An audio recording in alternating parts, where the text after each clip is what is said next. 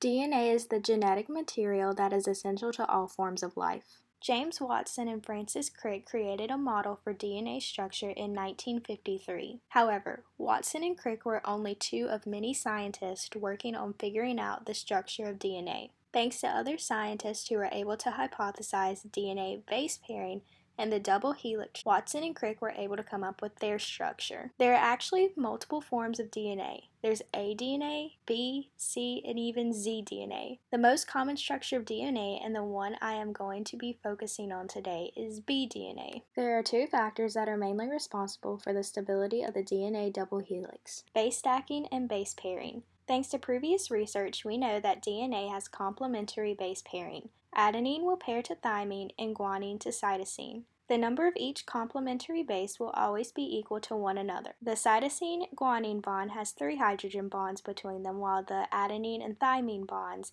have 2 hydrogen bonds between them. Base stacking is the specific bonding of complementary nucleotide bases to one another. DNA's double helix structure is stabilized by base stacking, as the hydrogen bonds between the bases ultimately maximize hydrophobic interactions.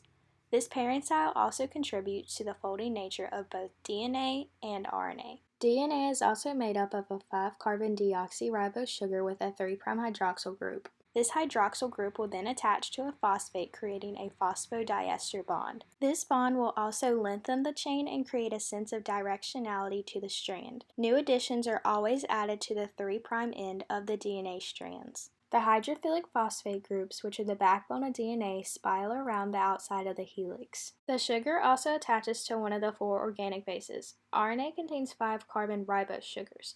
To tell the difference between RNA and DNA, RNA has another hydroxyl group at the 2' position, whereas deoxyribose has a hydrogen at the 2' position. Due to the twisting nature of DNA, there are 2 grooves that alternate along the length of the DNA, called major and minor grooves. The major and minor grooves are important in the attachment of DNA binding proteins that are involved in DNA replication and transcription. The major groove is called major because it is where the backbones are farther apart than the backbones of the minor groove by approximately 50%. The last component we will cover is handiness. The normal form of DNA is a right-handed helix, which means it curves and opens up to the right. However, the importance of this right-handedness factor is fairly unknown. Rare forms of DNA, known as zDNA, can be left-handed. However, all DNA found in human bodies is right-handed. As you can see, DNA is a complex structure, and sometimes depictions of DNA seen in the media do not always accurately represent the true structure. In these images, the arrows show how the DNA actually opens to the left and is considered left-handed.